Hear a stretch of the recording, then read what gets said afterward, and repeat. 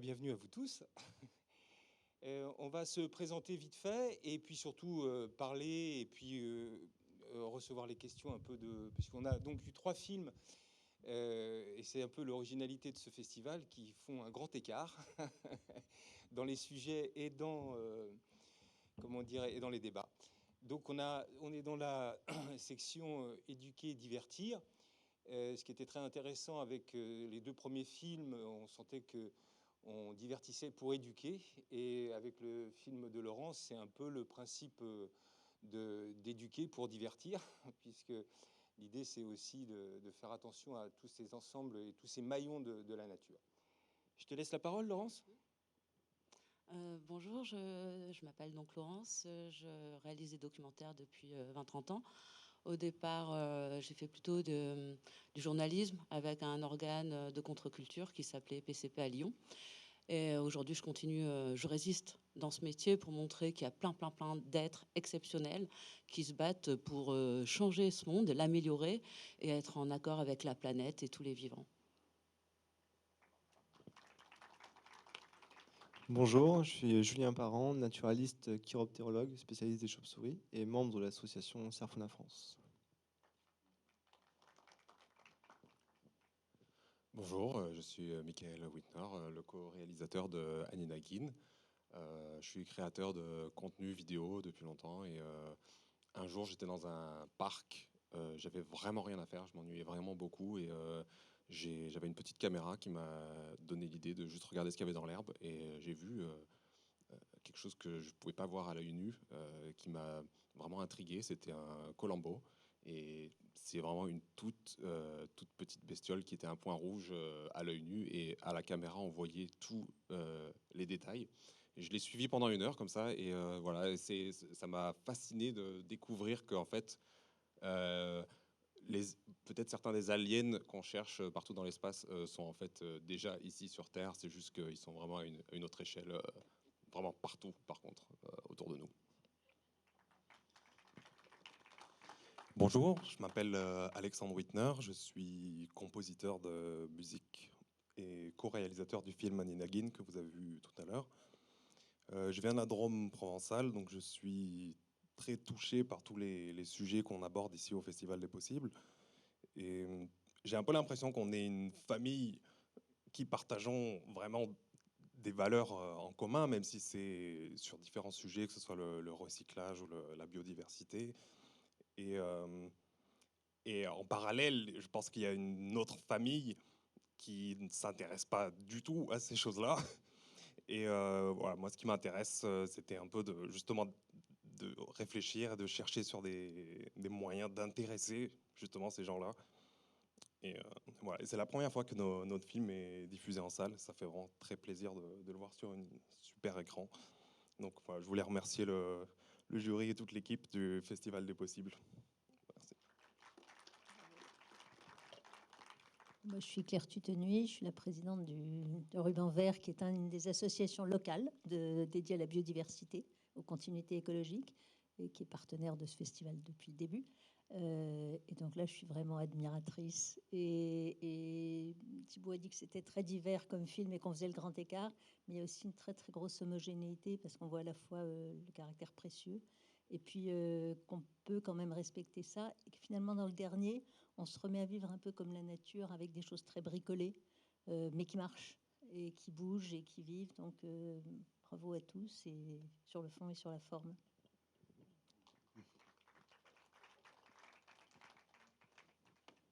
Alors, je ne sais pas s'il faut que je parle, mais bon, voilà, Éric Lenoir, paysagiste et président du jury.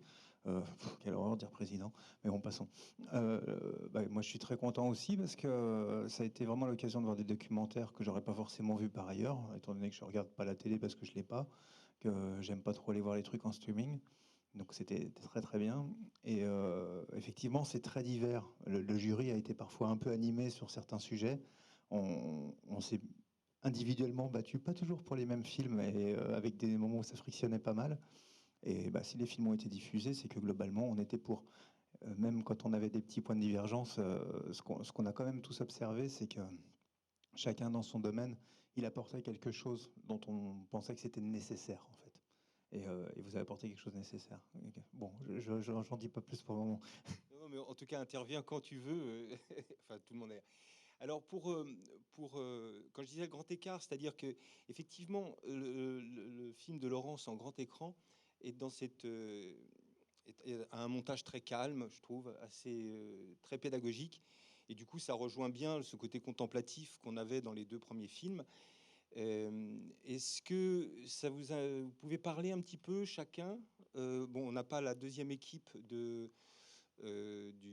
deuxième film qu'on a vu là, Les Grands Marais, mais qui rejoint un peu par son aspect contemplatif et en tout cas, je trouve que la leçon était de dire, faut aussi savoir lever les yeux, savoir s'arrêter, savoir vivre au rythme de la nature. Et je trouve que ces deux films amènent cet état d'esprit, comme celui de Laurence, qui est aussi de faire attention à ce qu'on utilise. Oui, J'ai juste Eric. un petit point sur Le Grand Marais. Je n'ai pas fait la présélection des films. Ils me sont arrivés une fois qu'ils avaient été présélectionnés, et après on a fait une sélection ultime. À la fin du Grand Marais apparaît le nom de mon frère. Ah.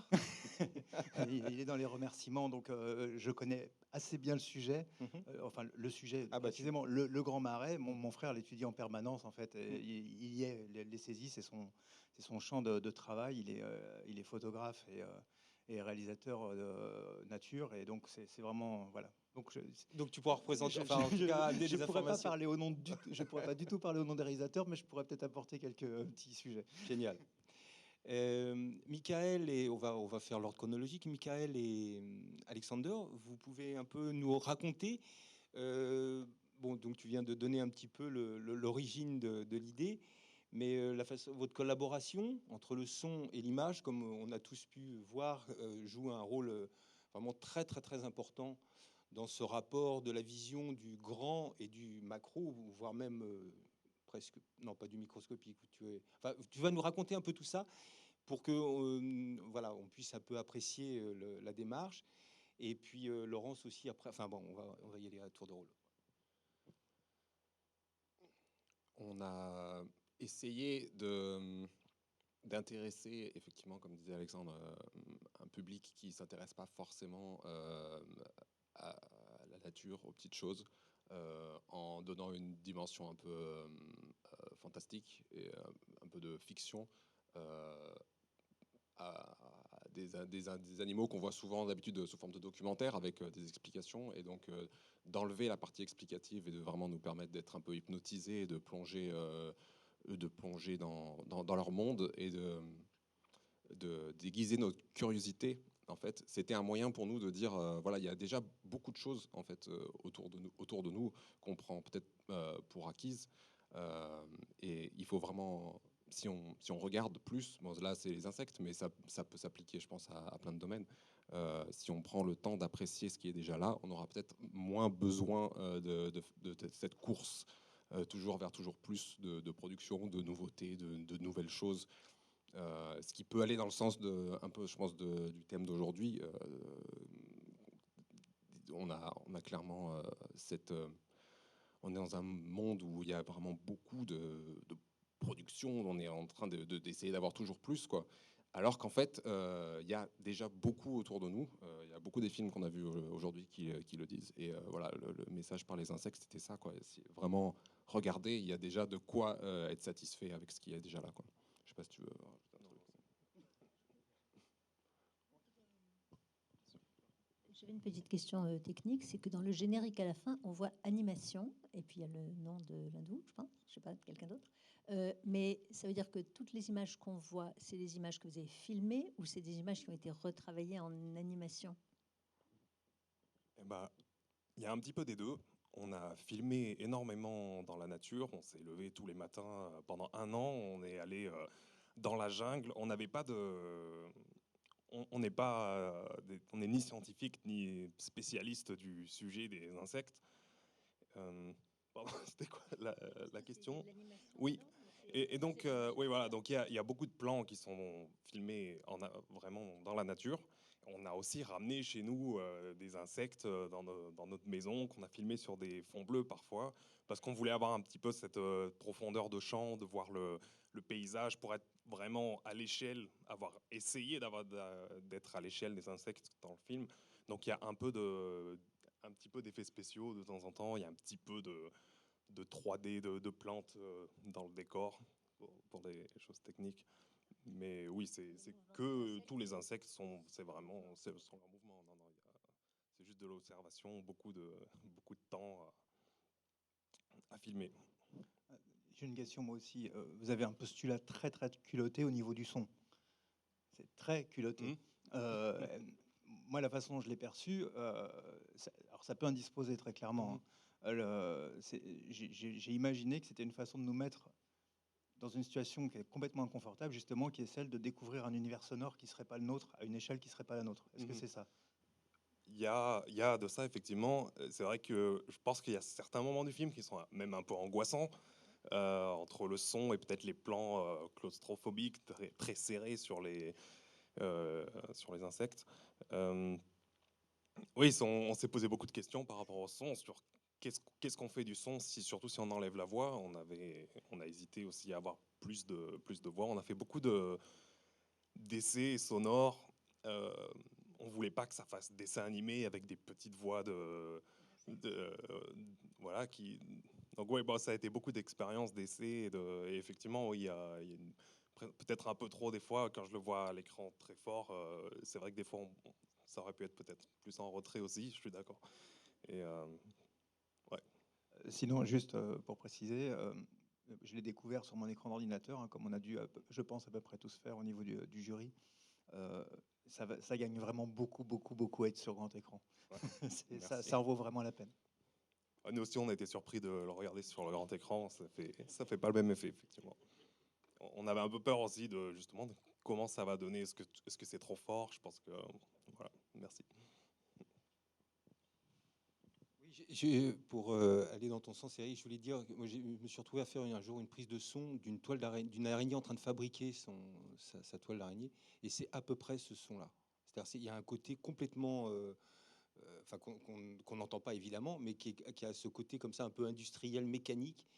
Et c'est pour ça que, enfin, bon, on en a parlé, et finalement ça rejoint, parce que c'est vrai que l'infra auditif, comme la taille, de regarder une plante, en fait, ça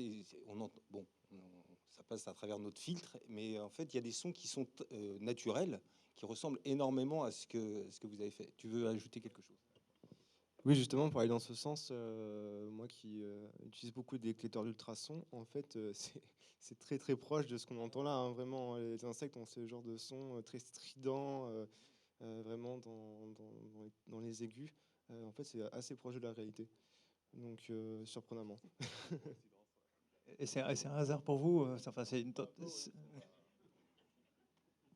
Oui, un peu, parce qu'on a vraiment fait beaucoup de recherches et c'est difficile de trouver des références parce qu'évidemment, les insectes ne parlent pas, du moins pas avec leur bouche. Et bon, quand on regarde j'ai regardé des films pour essayer d'avoir des références un peu de créatures, de monstres. Et le problème, bon, il y a beaucoup de films d'Hollywood où à chaque fois qu'il y a un alien ou un monstre, c'est quelque chose de méchant qui fait des grognements et c'est assez difficile de trouver des sons qui peuvent aller, qui sont peut-être moins intimidants. Bon, il y en a aussi, mais oui, c'était beaucoup de recherches et c'est étonnant que ce que vous dites, justement. Ouais, Non, en tout cas, voilà, ce rapport entre l'immensité et le petit, c'est une chose, en tout cas, ce rapport de dimension, d'échelle, c'est aussi ce qu'on vit tous les jours à notre niveau. Enfin, on est toujours. Donc, apprendre à regarder et à écouter, enfin, je trouve que dans cet aspect de contemplatif, je trouve que c'est très très intéressant. Je suis sûr qu'on se promènera plus du tout de la même façon, où on marchera en se disant oh là, qu'est-ce qu'on écrase. Je me souviens d'une citation de René Dimon qui disait moi je peux passer des heures à regarder 20 cm² accroupi, enfin adossé à un arbre, et voir tout ce qui se passe là sous mes yeux. Et enfin voilà, c'est et du coup, ça, d'une certaine manière, ça amène à ton sujet, Laurence, dans le sens où toi, tu as fait un... Raconte-nous un petit peu aussi comment tu es arrivé à ce sujet, parce que c'est l'esprit du film. Je trouve tu as un œil vraiment d'observatrice. Je trouve que tu vas au devant de ce sujet et tu mets au premier plan tes interlocuteurs d'une façon, je trouve, très respectueuse et bienveillante par rapport à ce qu'ils font et à la cause. Et donc, du coup, tu amènes à réfléchir sur cette idée de réemploi et comment dire, de recyclage. Je trouve que moi, je m'étais jamais posé la question, la distinction, et je trouve que c'est très intéressant de passer par l'humain pour justement, enfin, que l'humain se repose la question de savoir ce qui tripote, comment il fait, comment il met les choses, comment il achète. Et enfin, tu peux nous en parler un petit peu, s'il te plaît? Oui, là, c'est un plongeon au cœur des poubelles, au cœur de nos déchets. Et finalement, on ne s'est pas si éloigné lorsqu'on regarde les insectes, lorsqu'on regarde les mammifères. On n'est pas si éloigné, ni aliens, ni étrangers les uns des autres. Finalement, on vit tous sur cette même planète Terre. Et je me suis interrogée pourquoi il y avait autant de déchets. C'était dû à quoi? Et donc finalement, c'est l'émergence de 2 siècles et demi de capitalisme. 1850, l'industrialisation.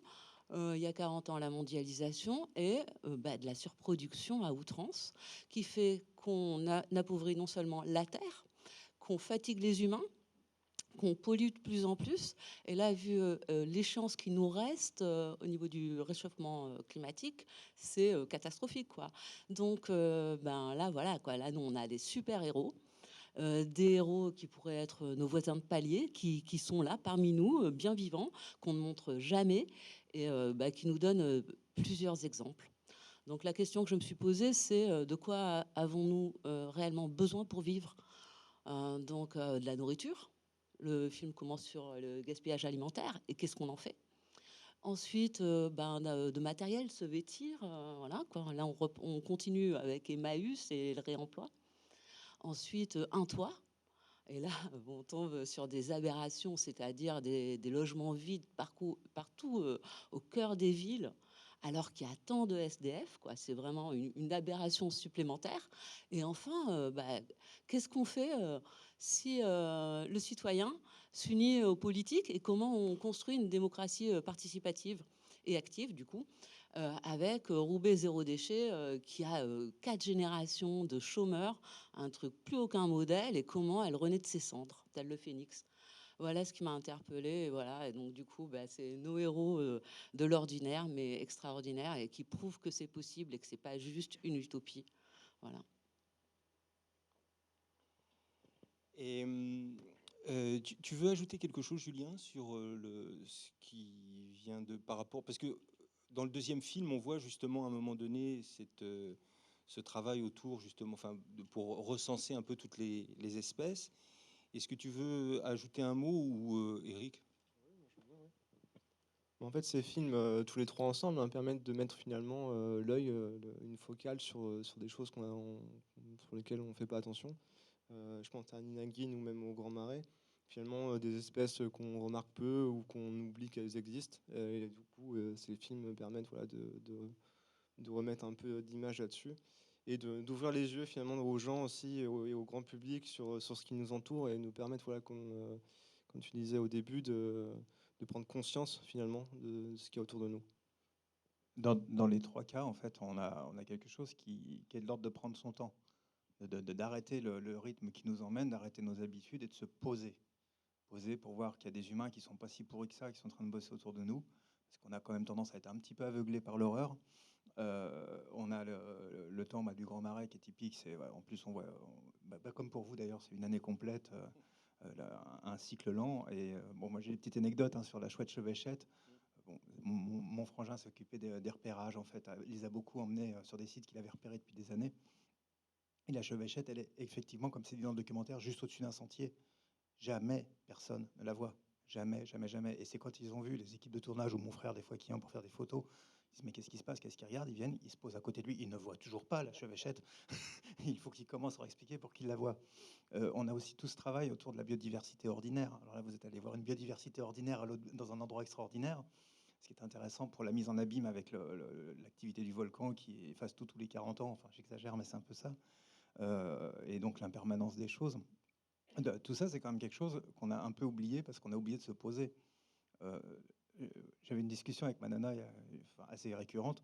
Elle me dit, je supporte plus de voir les gens sur leur portable quand je prends le métro. Il y a que ça, ils sont tous là. Et moi, je dis non, il n'y a pas que ça. Et puis elle me tient tête, elle me tient tête. Et là, j'ai pris le métro 2 jours de suite là, et j'ai compté. Et j'ai compté. Et j'ai dit là, j'ai 25 personnes autour de moi. J'ai envoyé des messages. J'ai 25 personnes autour de moi, et il y en a 5 qui sont sur leur portable, dont moi.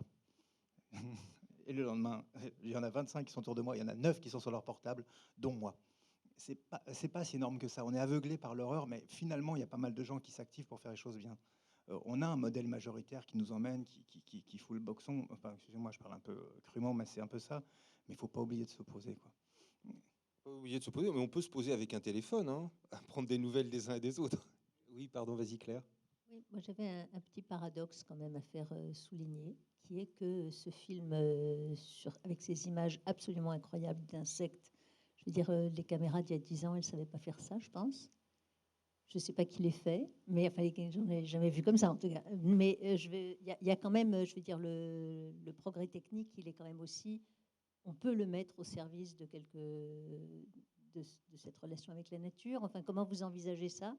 Parce que c'est vrai que après, filmer les chevêchettes à l'intérieur, je ne sais pas à quelle distance on a le droit de se mettre, mais ça doit aussi être des bons instruments.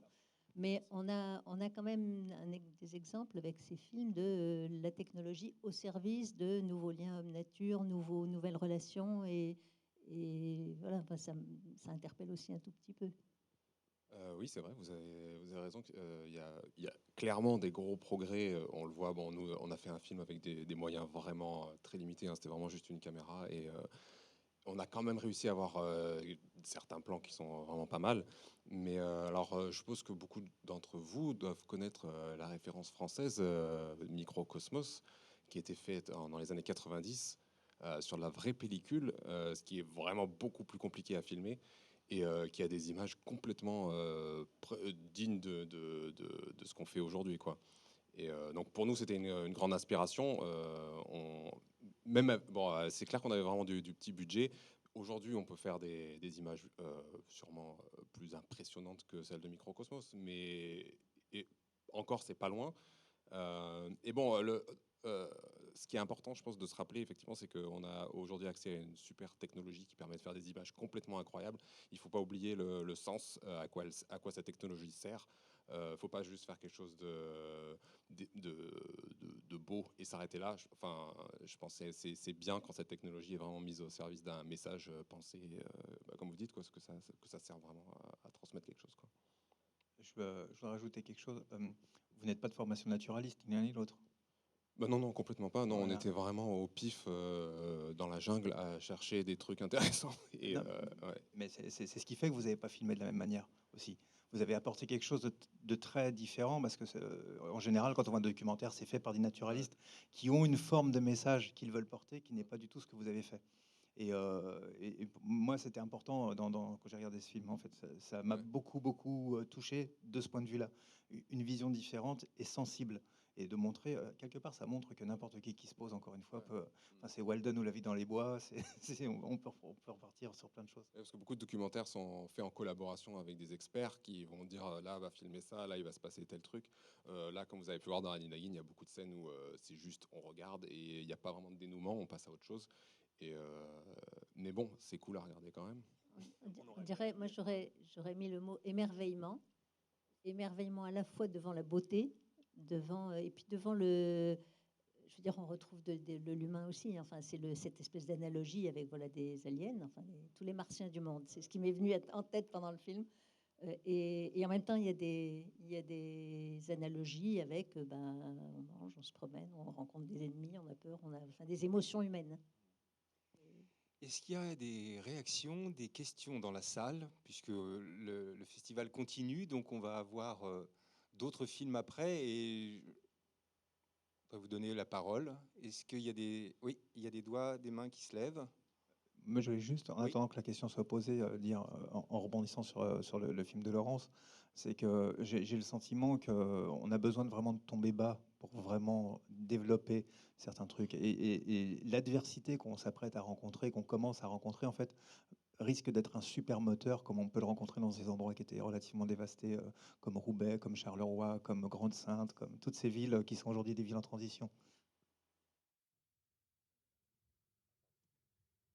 Oui, en fait, il y a tout un système de villes post-industrielles qui sont en faillite parce que ça ne correspond plus du tout à nos besoins puisqu'on a déjà tout.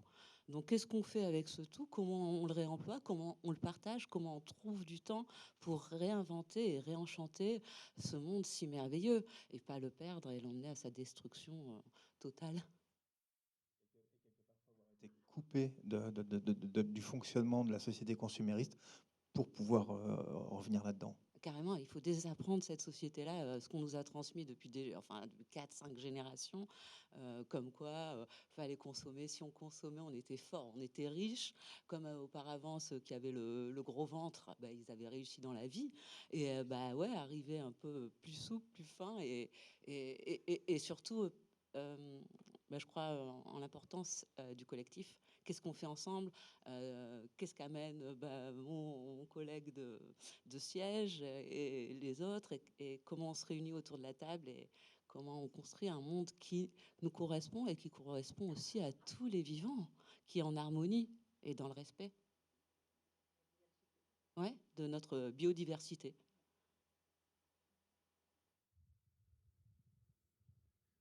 Du coup, ma question était pour l'équipe d'Annie Nagin. Je voulais savoir ce qui avait guidé votre choix quant à l'endroit de tournage, le choix du lieu de tournage. Voilà. On me souffle les vacances. Bon, c'est clair qu'on avait cette référence de Microcosmos, donc, qui est déjà passé tourné en France, hein, dans le centre de la France beaucoup, et qui montre beaucoup d'espèces françaises. Donc on avait un peu peur que ça se ressemble trop. Et voilà, enfin moi, en tant que caméraman du film, ce qui m'intéressait et ce qui vraiment me passionnait, c'était la beauté esthétique, vraiment l'aspect, qu'est-ce que c'est que ces trucs, une fois qu'on les voit en aussi énorme avec les détails. Et donc, je voulais vraiment apporter un côté visuel qui interpelle, quoi. Et donc, en allant chercher des insectes tropicaux, bon, c'est vrai que ça, c'était pas du tout obligé d'être les Philippines. Euh, En allant chercher des insectes qu'on n'a pas vus en France, on avait cette possibilité de vraiment interpeller comme ça. Bon, après, c'est un projet qu'on a financé avec nos maigres réserves. Il n'y a pas de production, quoi. Donc, il fallait aussi un endroit qui était abordable financièrement, par exemple. Donc, ça, c'est une des autres raisons que les Philippines, ça nous permettait de passer une année sans bosser sur nos réserves, quoi, parce que bah, le coût de la vie est moins cher. Bon, ouais. On avait hésité avec la Malaisie et deux, trois autres, la Thaïlande. On a fait des recherches assez simples en tapant sur Google Images insectes Malaisie ou insectes Thaïlande. Et par exemple, je sais qu'il y a beaucoup de choses très très intéressantes en Thaïlande ou en Malaisie au niveau de la biodiversité, mais une recherche Google Images nous montrait plutôt de la nourriture, les gens qui mangent des vers ou des scorpions. Et bon, sur les Philippines, on a plutôt trouvé des insectes qui étaient visuellement jolis, donc je pense que ça nous a un peu influencé. Ouais, voilà. Juste au passage, combien on a d'espèces de chiroptères en France? Combien de quoi Ah oui, d'accord. Combien on a d'espèces de chiroptères en France à peu près? 35. 35 espèces de chiroptères. Et les gens en connaissent combien, grosso modo? À mon avis, 3 ou 4.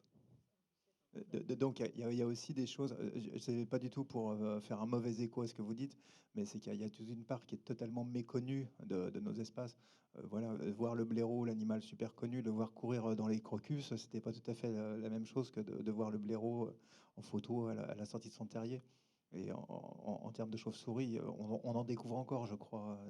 Dans le monde, oui, oui, oui, on est à 1450 espèces et plus, parce que du coup, il y en a encore qui sont en train d'être décrites et qui vont encore être découvertes.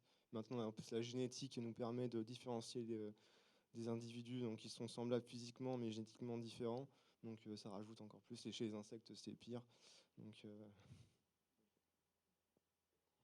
Sans compter qu'on a vu aussi donc dans votre documentaire des insectes zéro déchet, puisque on sent que ça, tout se recycle et la ligne. Est-ce qu'on a une autre question ou une autre suggestion dans la salle?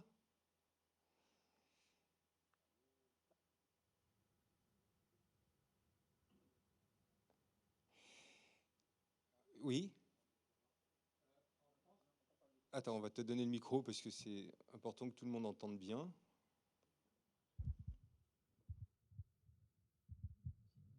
Oui, il y a combien 35 espèces de chauves-souris en France. Les coléoptères, c'est 6 000, je crois.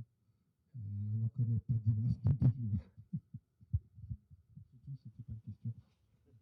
Non, mais c'est intéressant parce qu'on a parfois, alors, je ne remets pas en question du tout votre choix stratégique, mais on a parfois l'impression qu'il faut aller très loin pour voir des choses extraordinaires, et alors qu'au pas de notre porte, il se passe des choses complètement folles. Oui, c'est en tout cas la leçon de l'ensemble de ces documentaires, c'est d'apprendre à voir et à écouter, et du coup d'avoir de regarder, d'avoir la chance de voir un blaireau sortir ou un papillon se poser sur son épaule. Ça met aussi dans un état d'émotion et de bienveillance avec là où on est à ce moment-là. Et je trouve que ce rapport entre nous et à la société que ce festival par tous ces films nous montre, c'est d'en revenir, en tout cas pour ceux qui n'en étaient pas partis, de découvrir justement tout ce rapport avec le monde du vivant, qui est absolument fabuleux, parce qu'on n'aimerait pas se prendre une baffe sur la tronche. Donc c'est important aussi d'être dans cette réciprocité. Et voilà, et tous ces films témoignent et essayent de comprendre, posent des questions sur l'ensemble de notre écosystème et de tout ce qui est la biodiversité autour de nous. Est-ce que vous avez... parce que donc on va enchaîner la soirée, il va y avoir d'autres... Oui, il y a encore une... Ah, alors, on va prendre une dernière question peut-être avant de... Oui, cette question s'adresse à la réalisatrice, les héros de tous les temps, hein, finalement. Dans le milieu de l'insertion, de ce fait que vous aviez rencontré, j'ai eu l'impression que c'était plus une majorité de ch'tis. Je suis ch'ti, alors évidemment ça m'interpelle. Est-ce que c'était un choix de votre part de centraliser plus sur le Nord, ou alors peut-être j'interprète parce que ça résonne en moi.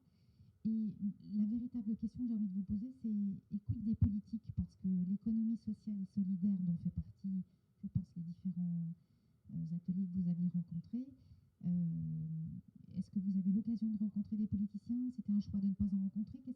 Quel est votre point de vue par rapport à cette émanation potentielle d'insertion réelle dans la société, mais durable, parce que tous les contrats d'insertion sont temporaires de 2 ans, donc ça m'interpelle. Qu'est-ce que vous aviez, vous, eu comme rencontre au niveau politique, si c'était le cas? Donc la première partie est tournée à Paris, donc sur le chantier Emmaüs. Donc l'abbé Pierre a été aussi après la Deuxième Guerre mondiale, les gens étaient super pauvres, et donc il a eu la super idée de réunir, de récupérer tout ce qu'il y avait, toute la ferraille, et de façon à ce que les plus démunis puissent avoir un toit. Bon, mais je voulais juste faire une petite aparté, une digression. En fait, les bifins existent depuis le Moyen-Âge. En fait, c'est des gens qui récupèrent avec un outil qui s'appelle la biffe. C'est une sorte de balai avec un crochet. Tous les tissus, les toiles de jute qu'il y avait dans les villages à l'époque. Donc le réemploi existe, et les bifins qui ne sont pas reconnus en tant que tels, c'est pas vraiment un métier, c'est vraiment un savoir-faire, et ça devrait être considéré comme un métier. Ils ont toujours pas leur carré aux puces et tout. Ils sont chassés. Enfin, il y a qu'un carré en France de bifins. Enfin, c'est assez difficile pour eux. Et donc ça existe depuis toujours. Donc le documentaire s'organise autour de 2 parties. Donc il y a les parties avec les 3 besoins nécessaires à un homme, quoi, alimentaire, matériel et logement, architecture. Et puis après, qu'est-ce une société qui serait zéro déchet? Et donc c'est une volonté politique et citoyenne ensemble, et pas divisée. Et Roubaix s'inscrit comme première ville zéro déchet en 2014 dans le monde. Donc on a vu son adjoint à la transition écologique et durable. Et donc voilà, qu'est-ce que ça donne comme système? C'est-à-dire l'homme n'est plus considéré comme un objet qu'on prend, qu'on jette parce qu'il est trop vieux ou qu'il s'est cassé la jambe, le bras. L'homme, c'est une denrée précieuse, fragile. Et qu'est-ce qu'on fait avec tous ces hommes? Et c'est en cela que c'est intéressant le principe de Roubaix. Après, il y a toute la mobilité aussi que j'ai pas traité, mais en fait, les gens circulent à vélo. Et voilà, donc le Nord, pourquoi le Nord? Parce qu'il y a Roubaix qui est la première ville zéro déchet. Et en plus de ça, c'est des villes qui ont été, qui sont mortes par leur révolution industrielle. Donc comment elles touchent le fond? Et ce que disait Éric Lenoir, et comment elles renaissent de leurs cendres, et en quoi faisant. Et donc c'est ensemble qu'on peut renaître de ces cendres, c'est pas tout seul. Seul, on n'est rien. Et c'est aussi ce que montrent les deux autres documentaires, c'est que si on regarde, on observe les vivants, les insectes, les mammifères, ils sont tous interconnectés. Ils s'imbriquent tous et il n'y a pas un monde supérieur à l'autre. Donc comment on fait coexister toute cette masse de vivants assez exceptionnelle? Ouais, les interdépendances et tout Ouais. ce qui va avec. Et en plus de la contrainte naît la créativité, hein. C'est exactement ce qui vous arrive à vous. On n'a pas de pognon, on va faire en sorte d'aller dans un endroit où c'est pas cher et on va faire un truc hors du commun. Enfin, c'est un peu ça. Et des villes où il y a plus d'argent, en fait, les collectivités sont obligées de trouver des solutions qui ne sont plus celles du modèle qu'on essaie de quitter. Donc, c'est assez rassurant finalement quand on sait ce qui vient.